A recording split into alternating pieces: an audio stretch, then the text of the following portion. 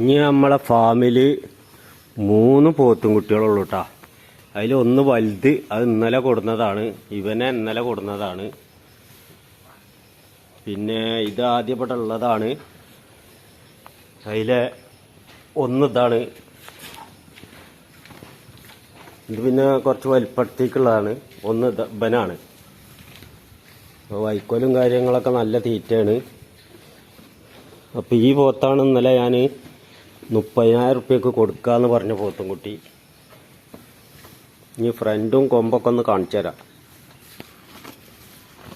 ഇതാണ് ഇന്നലെ കൊടുന്നവൻ, ചെറിയ കൊമ്പ്. ഇത് പിന്നെ ആദ്യം ഇവിടെ ഉള്ളവനാ.